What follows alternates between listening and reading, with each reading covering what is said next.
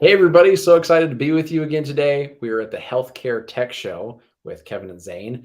Zane is going to bring me back some interesting memories in the CRM space, but it's going to be different. It's not Kevin's sales career, it's going back into utilizing that inside of healthcare and how we can leverage it to really make a difference for our patients. What I'll do is I'll play the reel and then we'll jump right into it.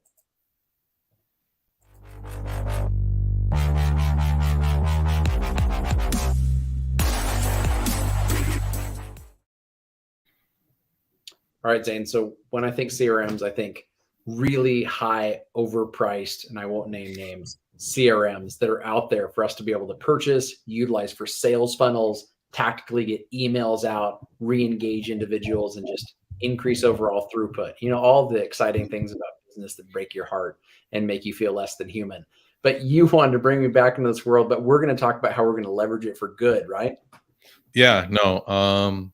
So for those who don't know, CRM stands for Customer Relationship Management. Basically, it is currently used for marketing teams primarily to um, leads are put in. Leads are like potential customers, and then those leads are sent over to the marketing side, and then they do their thing, try to close their deals, and it's just basically a glorified database, right? Would you say that? I think this is So just a good database for us to be able to keep tabs on what we've been doing with people, what their preferences are, and so we can keep kind of a detailed understanding of who we're working with and what they need. yeah, and I think that they're the perfect tool for healthcare. And the reason for that is because a lot of the functionalities of a CRM are necessary for us clinicians to reach out to patients, right? So CRMs are great for lead management, right? So you have potential patients or your own patients right now. And then with CRMs, it's a database and you can slice and dice your data however you want. So you can look up, let's take diabetes, for example, how many patients in the last year have had an A1C above 6, right?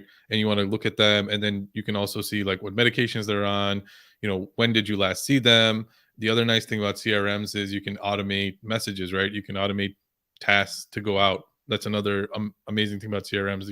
You have a sales team that's there 24/7, but so the same thing can be applied to medicine, where you have like nursing staff, pharmacy staff, whatever it happens to be, that are there 24/7, reaching out to patients, trying to get them scheduled for more. So I think that there's a lot of overlap between like the marketing side and, I know people don't want to hear this, marketing and like provider healthcare, because what marketing is doing is you're creating a relationship. You want to create a long lasting relationship, and you need to convince them to do something that hopefully is in their best interest, right? I mean, good salespeople are selling things that they're selling it in a way where it's helping the customer. And that's the same thing we're doing in healthcare, right? We're trying to, for lack of a better word, convince our patients to see us, take the proper medications, have their labs done properly. It's No one likes to utilize the healthcare system, right? No one wants to talk to a salesperson either, right? So I think that both things are they work really. They There's a lot more commonalities than people want to admit. Yeah, I totally agree. I mean, I think that, so I'll pull up a graphic real quick, Zane, so that folks can kind of see some of the things that Zane and I have talked about previously with the interplay of the two. And when we're talking about like the use of it inside of healthcare, and I know we might not like to hear it, but marketing is part of healthcare in lots of ways. We offer a ton of services in healthcare. It is very difficult for people to just be wondering, I wonder what service the hospital offers now. I wonder what no one is thinking now, Zane, right? I mean, so that's the one difficulty that I think looking from the inside out that we don't realize is that people aren't looking for healthcare consumer opportunities. They have to see them and they have to be connected with them appropriately, as you mentioned, with the diabetic kind of combo. And so this was one of the vendors that's out there put out a graphic that I think is actually pretty well done, but just goes over these kind of 5 basics of why healthcare and CRMs make sense together. But the enhanced patient communication, Zane, is exactly what you talked about. Like, can we make communication less robotic? Like, can we make it feel human and connected and informed? So instead of you and I, Zane, having to go into the doctor's office and say the exact same story over and over and over again to every single person, actually feel like we're being heard, right? Or connected to. The next one there they list is the reduced administrative mistakes. What do you think they mean by that, Zane? And have you thought about that or written about that administrative burden that ends up happening without a CRM connection? Yeah, I mean, I think so. They're saying record patient information on the cloud without need for. Yeah, I mean, I mean, the number one mistakes that happen in terms of, at least from the prescribing side, are what's the word? Transcription mistakes, right? When a human being is actually physically typing things in. Yes. And then, that leads to a lot of issues. Like somebody might type in a wrong note, somebody might do this. And if you don't have accurate records that you can kind of pull off of, uh, that happens, right? So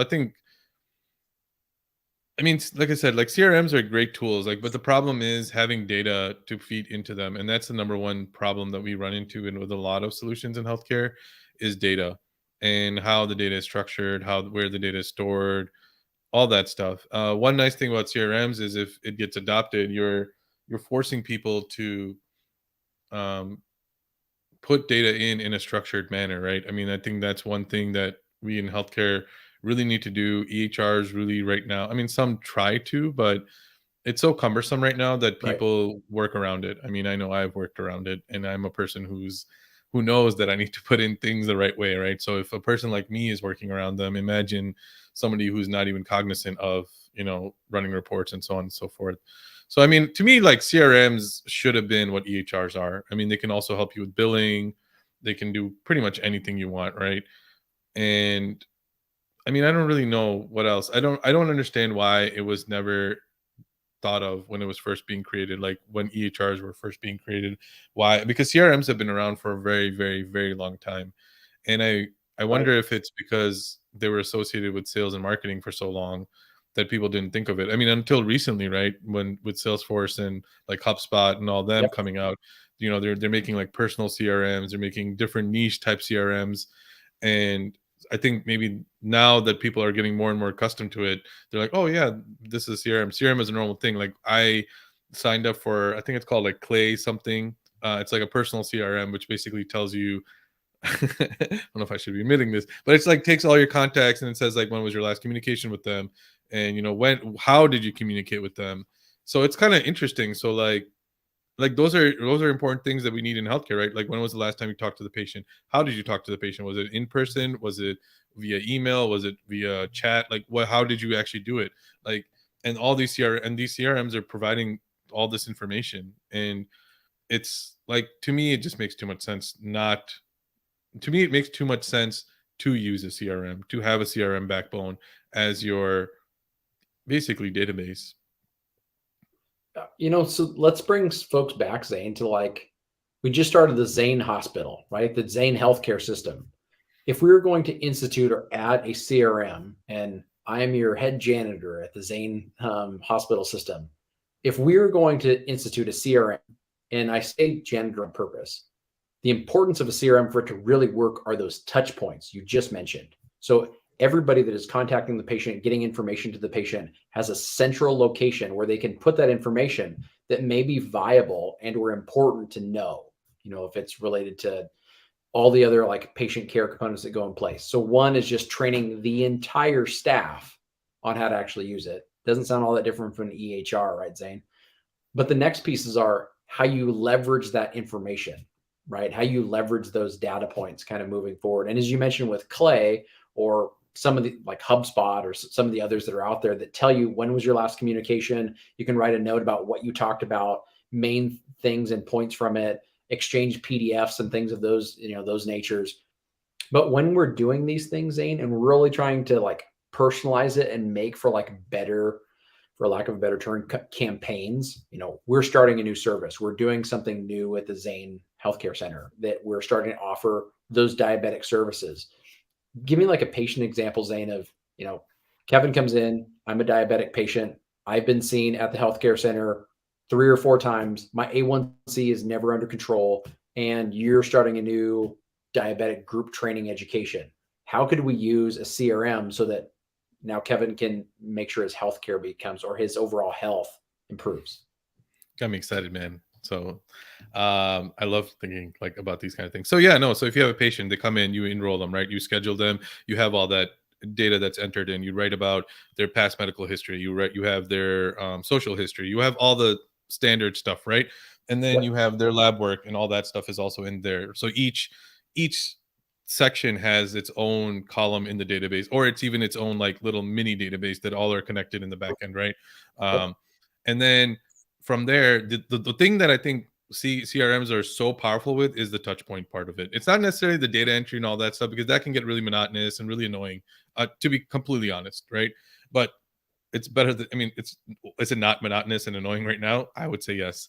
So but what it can do is, let's say, like, for example, education. You got this guy as this person has a bad A1C. They're not compliant. Let's not say, well, they're labeled as non-compliant, right? Because they see their doctor once a year, maybe every 6 months. They're told all this information all at once. Boom, go, right? And the doctor's office is super busy. They're calling, they're leaving messages, they're playing phone tag constantly. Well, with a CRM, you could theoretically create a workflow that says, okay, uh, this one, so the new patient starts a new med, right? Okay, let's create something that reaches out to them in 1 week. An automated message saying, hey, how are you doing? Are you having any side effects, or whatever it happens to be, right? And you can make it to whatever you want. You can just try, hey, how have you been taking your medication? Yes or no? Did you pick up your medication? Yes or no? Right? That's another important thing. That all these things are things that we would like to know, but we don't know, because either we don't have the time, or we just Yep. don't think about it at the time, right? Because we're just focused on the patients that we're looking on that day. Okay, fine. Then they say, yeah, we're doing good. They picked up the medication. Great. If they say, no, we haven't picked up the medication, then that can prompt your nursing staff, or you, or whoever, to be like, hey, this patient's flagged. They were supposed to start last week. They haven't picked up their medication. Somebody needs to call them and figure out what happened, right? Was it an insurance issue? Was it too expensive? Or they're just too busy and they couldn't pick it up. All right. So we can solve for all those problems, right? But we can't solve for them until we know. Then, okay, let's say we figured that out. Then 2-3 weeks later, you start sending them information about maybe proper diet, proper exercise. Hey, did you do this? And just like things that you would have probably told them in a 7-minute interaction, you can spread it out over time, right?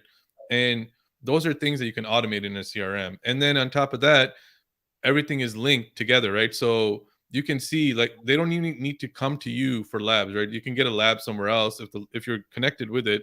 You can run data, you can run queries and such to say, like, hey, every day there's a new lab that populates.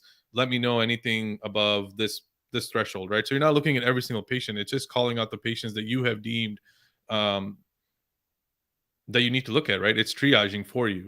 It So is. I mean, that's just like a very simple example. And if you add AI on top of that, I mean, the sky's the limit.